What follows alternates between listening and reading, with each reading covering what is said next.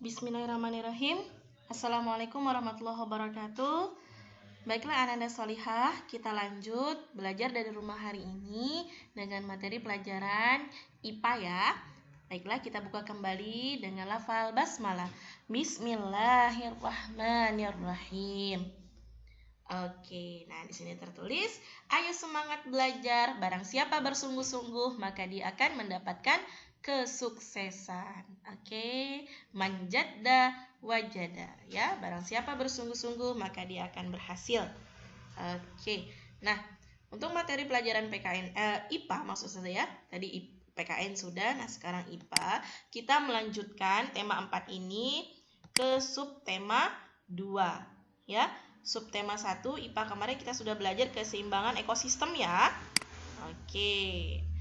Nah, pada pertemuan online ini Ustazah akan menyampaikan subtema kedua, tema 4 IPA, yaitu dampak pemanfaatan teknologi bagi keseimbangan alam. Nah, dampak itu adalah akibat ya. Maksud dari dampak itu adalah akibat dari pemanfaatan teknologi bagi keseimbangan alam. Nah, akan terjadi apa? Nah, ada dampak yang baik yaitu dampak positif dan ada dampak negatifnya, yang buruknya ya. Nah, kita lihat satu persatu dampak positifnya.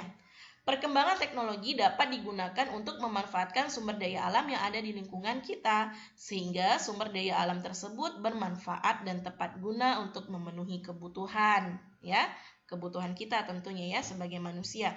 Nah, di sini ada 4 ya sumber daya alam ya, pemanfaatan teknologi berdasarkan sumber daya alamnya. Ada teknologi untuk sumber daya alam pertanian. Ustazah singkat ya sumber daya alam ini dengan SDA. Kemudian yang kedua, teknologi untuk SDA laut, kemudian teknologi untuk SDA hutan, kemudian teknologi untuk SDA bahan tambang. Jadi ada sumber daya alam pertanian, laut, hutan, dan bahan tambang. Nah, kita lihat ya. Yang pertama, teknologi untuk sumber daya alam pertanian. Nah, dari gambar ini kita lihat ya pertanian ya, sawah ya di dataran rendah ya. Nah, kita lihat bajak sawah yang sebelum menggunakan teknologi menggunakan tenaga hewan, kerbau. Kemudian hasil padi diolah dengan cara menumbuknya ya. Nah, kemudian setelah ada teknologi, kemajuan teknologi ini menggunakan bajak ya, remote control. Wah, keren sekali ya. Jadi tidak perlu tenaga hewan dan tenaga manusia ya, lebih cepat ya. Kemudian untuk hasilnya juga menggunakan mesin penggiling padi seperti ini. Nah, gitu ya, itu teknologi untuk sumber daya alam pertanian. Ya. Jadi pekerjaan lebih cepat, tenaga tidak banyak terkuras. Itu dampak positifnya dari teknologi. Selanjutnya, teknologi untuk sumber daya alam laut. Nah, kita lihat di sini ya.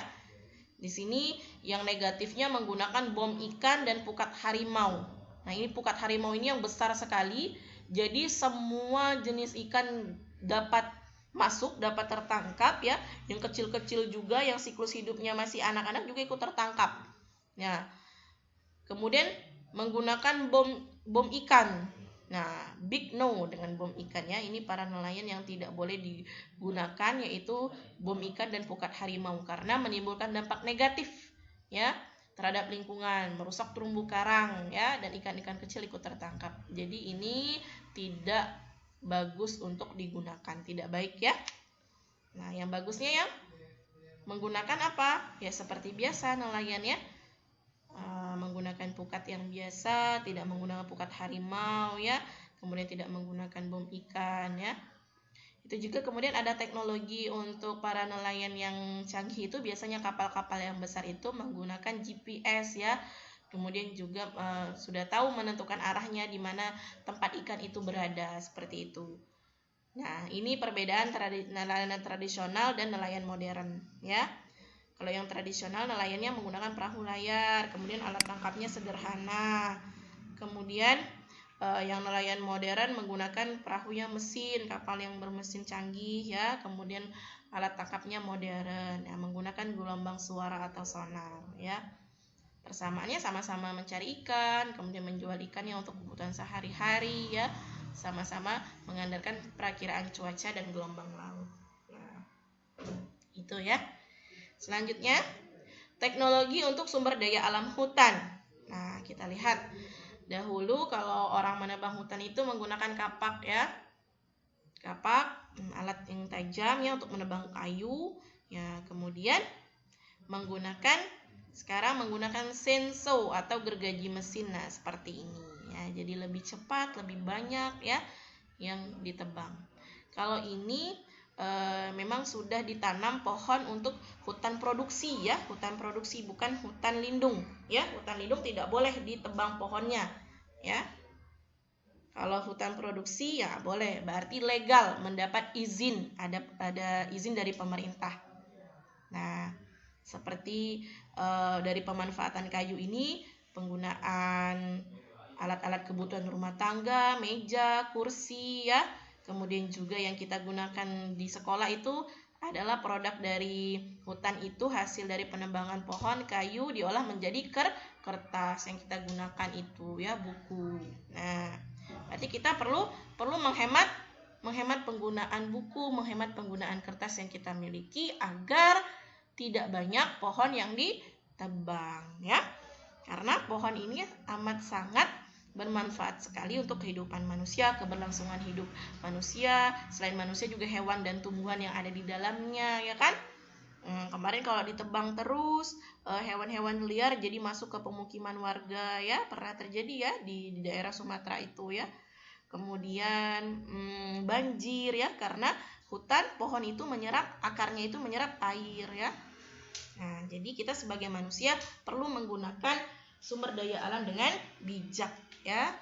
Nah, bahwa setelah Ustazah sampaikan kemarin di dalam Quran surah Al-A'raf ya, ayat ke-56, dan janganlah kamu membuat kerusakan di muka bumi sesudah Allah memperbaikinya, dan berdoalah kepadanya dengan rasa takut tidak akan diterima dan harapan akan dikabulkan. Sesungguhnya rahmat Allah amat dekat kepada orang-orang yang berbuat baik. Nah, maksud orang yang berbuat baik itu apa? Dia menggunakan sumber daya alam dengan bijak, tidak boros ya, tidak menebang pohon secara besar-besaran ya. Oke, pohon manapun ditebang, tidak mendapatkan izin ditebang, ya itu tidak baik ya. Selanjutnya, pemanfaatan sumber daya alam hutan. Nah, di sini yaitu ya, selain membuat bahan bangunan, perabot rumah tangga, juga untuk membuat kertas. Nah, di sini proses-proses pembuatan kertas. Pohon yang digunakan adalah pohon pinus. Nah, ini pohon pinus. Kemudian dikupas kulitnya, kemudian kayu itu dicampur dengan bahan kimia menjadi bubur kayu atau pulp. Kemudian bubur kayu dibersihkan dengan pemutih untuk menghasilkan kertas putih. Kemudian bubur kayunya dicampur dan dikocok dengan air, lalu ditambah bahan lain untuk meningkatkan mutu kertas. Nah, di sini ya, akhirnya bahan itu dimasukkan ke dalam mesin pembuat kertas. Ini dia mesinnya. Begitu deh sampai terbentuklah kertas, sampai hasilnya adalah kertas putih yang kita gunakan untuk sekolah, untuk belajar, untuk menulis ya. Begitu ya, Salihah. Nah, selanjutnya teknologi untuk sumber daya alam bahan tambang. Nah, kalau di Bangka Belitung, tambang apa yang terkenal? Ya, timah ya, terkenal dengan Pulau Timah sebutan kita. Nah, kita lihat ini. Jadi tanah itu dikeruk ya, kemudian diambil, diolah, dibersihkan ya, dicuci sehingga mendapatkanlah timah. Nah, di sini kita lihat ya, ini para penambang timah yang tradisional ya. Ya, masih menggunakan alat sekedarnya. Kalau ini sudah menggunakan PC, mesin ya, untuk mengeruk tanahnya. Kemudian kalau yang ini di laut, di daerah sungai atau laut ya. Nah, di laut kita juga, di dasar laut itu ada timah ya. PT Timah itu ya di laut dia ya, selain di darat juga di laut. juga menambangnya. Itu yang legal ya, PT Timah itu ya, yang mendapatkan izin karena PT Timah merupakan badan usaha milik negara. Nah, kalau rakyat biasa biasanya mereka ilegal ya. Tapi mau tidak mau untuk memenuhi kebutuhan hidup sehari-hari ya, bagi mereka yang tidak mendapatkan pekerjaan tetap, biasanya mereka menambang timah seperti ini ya. Nah, intinya kita sebagai manusia memanfaatkan sumber daya alam itu sesuai dengan kebutuhan kita, tidak untuk keserakahan, mendapatkan hasil sebanyak-banyaknya supaya mendapat uang sebanyak-banyaknya, tidak ya. Kita sebagai manusia perlu tahu bahwa Allah menciptakan alam ini untuk kebutuhan hidup manusia dan kita perlu menjaganya agar tetap lestari supaya bisa digunakan untuk selanjutnya, untuk anak cucu kita di tahun-tahun yang akan datang. Seperti itu ya Solihah ya, paham ya? Selanjutnya, tadi sudah dampak positif, sekarang dampak negatifnya. Apa dampak negatif dari pemanfaatan teknologi bagi keseimbangan alam? Apabila kita tidak melestarikan alam, tanah longsor ya, kalau dikeruk terus tanah tadi menggunakan PC ya, tanah untuk timah tadi ya, tanah longsor. Kemudian kalau mengambil hasil laut dengan bom ikan ya, rusak ekosistemnya, ekosistem air atau laut. Kemudian kalau menebang pohon secara besar-besaran juga rusak ekosistem hutannya. Kemudian kalau menambangnya dengan serakah juga bahan tambang mineral akan cepat habis. Seperti itu. Nah, apa yang perlu kita lakukan? Yang perlu kita lakukan adalah memperhatikan supaya keseimbangan alam pertanian. Nah, ini pertanian ya, tanah tetap terjaga per bidangnya, pertanian, laut ya, kemudian hutan dan bahan tambang. Apa yang harus kita lakukan? Yang pertama, upaya yang perlu diperhatikan supaya keseimbangan alam pertanian terjaga. Yang pertama yaitu penghijauan, mengurangi pencemaran tanah, menggunakan pupuk kimia secara bijaksana, penanaman secara bergilir, dan membuat terasering. Membuat terasering ini seperti tangga-tangga yang terlihat kayak persawahan itu ya, di daerah Jawa itu ada terasering. Jadi perbukitan itu supaya tidak longsor ada tangga-tangga tanahnya ya, begitu. Kemudian upaya untuk keseimbangan alam laut, tidak menangkap ikan secara besar-besaran, tidak menggunakan bahan peledak atau racun, tidak menggunakan pukat harimau, dan memperhitungkan daur hidup ikan ya. Oh iya, kapan ya tadi udah diambil, misal bulan ini, nanti besarnya kapan, seperti itu ya daur hidup ya. Selanjutnya, upaya yang diperhatikan supaya keseimbangan alam hutan tetap terjaga. Yang pertama, tidak melakukan eksploitasi atau penebangan secara besar-besaran, tidak melakukan pembakaran hutan ya. Yang ketiga, melakukan penghijauan atau reboisasi. Kemudian yang keempat, melakukan tebang pilih. Tebang pilih ini maksudnya melihat ukuran diameter pohonnya, batangnya, umur pohon itu. Nah, sudah bisa belum untuk ditebang? Nah, kalau belum masih menunggu nanti selanjutnya kalau sudah cukup untuk umurnya untuk ditebang, seperti itu ya. Selanjutnya, upaya untuk keseimbangan alam bahan tambang tetap terjaga. Yang pertama, menggunakan energi alternatif. Contoh misal minyak bumi ya, gas ya. Kita bisa menggunakan biogas, kemudian apalagi yang kemarin untuk listrik ya, banyak sekali yang sudah kita pelajari di energi alternatif ya. Kemudian yang kedua, menghemat bahan bakar, tidak melakukan eksploitasi penambangan, melakukan reklamasi bekas lahan tambang. Contohnya ada di Bangkai ini banyak sekali ya yang dilakukan oleh PT Timah untuk mereklamasi bekas lahan tambang menjadi tempat wisata. Contoh misal BBG itu reklamasi ya bekas lahan tambang. Nah, begitu ya. Selanjutnya, nah kesimpulannya, apa yang perlu kita lakukan agar keseimbangan sumber daya alam tetap terjaga? Yang pertama, selektif. Selektif itu berarti kita memilih, menggunakan dan mengusahakan sumber daya alam itu sungguh-sungguh untuk kepentingan keberlangsungan kehidupan. Yang kedua, menjaga kelestarian ya. Kita menggunakannya dengan bijak sesuai dengan kebutuhan. Kemudian selanjutnya perlu melakukan penghematan tadi ya. atau mengurangi bahaya eksploitasi besar-besaran supaya sumber daya alam tidak rusak dan punah. Selanjutnya yang keempat, perlunya upaya pembaharuan sumber daya alam hayati seperti reboisasi, mengembangbiakkan flora dan fauna ya, penanaman ladang secara bergilir dan pengolahan tanah pertanian. Ya, mengembangbiakkan flora dan fauna ini atau juga kita bisa membuat penangkarannya ya. Ini tumbuhan, flora itu, fauna itu binatang ya. Seperti suaka marga satwa ya. Sudah paham ya untuk melakukan upaya untuk melestarikan sumber daya alam. Nah, kita lanjut masuk ke subtema ketiga. Nah, di subtema 3 IPA ini kita khusus membahas tentang hutan dan usaha-usaha pengolahan sampah dan barang bekas. Nah, oke, sudah dibahas tadi ya, hutan itu apa manfaatnya? Sebagai penghasil kayu, sumber makanan, tempat penghasil oksigen tentunya ya. Karena Indonesia ini termasuk hutan tropis, paling banyak itu di daerah Kalimantan, itu merupakan jantung dunia. Ya, kenapa disebut dengan jantung dunia? Karena paling banyak hutan di seluruh dunia ini ada di Indonesia ya, tepatnya di Kalimantan ya. Kemudian rumah bagi hewan, selanjutnya sumber air bersih ya. Biasanya di pegunungan, di hutan-hutan itu ada sungai-sungai yang mata airnya jernih bersih ya. Banyak sekali air-air mineral itu ya yang mengambil dari air pegunungan. Selanjutnya cara melestarikan hutan tadi sudah semua ya. Nah, reboisasi, melakukan tebang pilih ya, melakukan penghematan.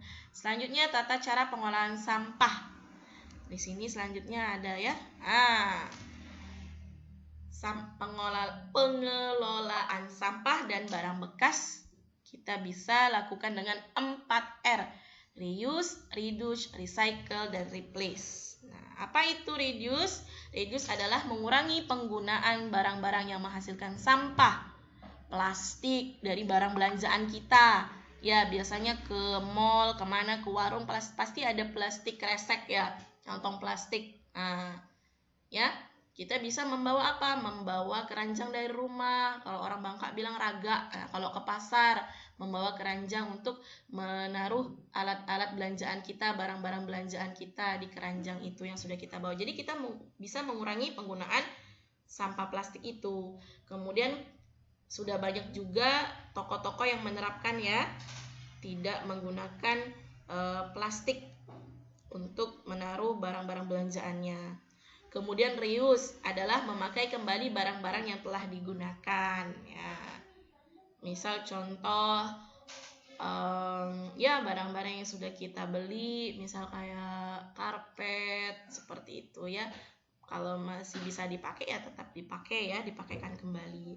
Tidak perlu harus membeli, robek sedikit beli terus, tidak ya. Kemudian recycle adalah mendaur ulang kembali barang-barang yang telah digunakan.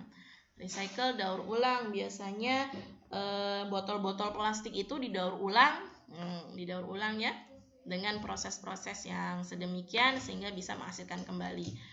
Replace adalah menggantikan barang sekali pakai dengan barang yang dapat dipakai berkali-kali atau tahan lama ya. Contohnya tadi ya, replace itu menggunakan keranjang yang kuat, tahan ya, bisa dipakai terus ya. Kemudian botol minum ya, botol minum yang air mineral yang kita beli itu biasanya itu kan cuma sekali pakai. Nah, kita bisa menggunakan botol minuman yang kuat, tahan lama, bisa dipakai berkali-kali ya. Nah, selanjutnya ini dia ya, contohnya reuse. Contoh reuse itu menggunakan kaleng bekas cat dijadikan tempat sampah atau pot tanaman ya. Di rumah ustazah biasanya tempat sampahnya bekas dari kaleng cat yang besar ada, atau juga memanfaatkan sebagai pot. Nah, contohnya di sini pot ya. Selanjutnya reduce, membawa air minum sendiri ya ke sekolah. Ustazah lihat sudah banyak ya, kalian sudah menggunakan botol sendiri. Kemudian recycle, mengolah kembali sampah menjadi barang atau produk baru. Ya, jadi pupuk kompos contoh di sini sampah organik dari sayur-sayuran yang sudah busuk, kulit-kulit buah ya, bisa digunakan untuk kompos. Nah, ini yang Ustazah sebut tadi terasering ya, supaya perbukitan ini tidak longsor. Ya, upaya keseimbangan dan pelestarian sumber daya alam di lingkungan. Oleh karena itu perlu adanya pelestarian sumber daya alam. Usaha-usaha untuk melestarikan alam diantaranya ya tadi penanaman hutan yang gundul, menjaga kebersihan lingkungan, membuat terasering pada pertanian di pegunungan ya. Dan tadi sikap kita bisa mengolah sampah dengan menggunakan 4R tadi, reuse, recycle, reduce, dan replace. Ya. Contoh ini bagus sekali ya, membuat tas dari sampah-sampah plastik bisa bekas deterjen ya, bisa bekas pewangi, bisa dibuat keranjang. Begitu. Oke, paham ya Solihah ya? Jadi tugas kita sebagai manusia, tugas kita sebagai pelajar adalah menjaga lingkungan kita agar tetap sehat, tetap bersih lingkungan kita, kemudian juga menggunakan sumber daya alam dengan bijak sesuai dengan kebutuhan. Seperti itu. Terima kasih untuk perhatiannya. Terima kasih. Wassalamualaikum warahmatullahi wabarakatuh. Kita tutup dengan lafal hamdalah dan doa kafaratul majelis. Subhanakallahumma wa bihamdika asyhadu an la ilaha illa anta astaghfiruka wa atubu ilaik. Syukron atas perhatiannya. Bertemu lagi hari Jumat. Tetap semangat Salihah.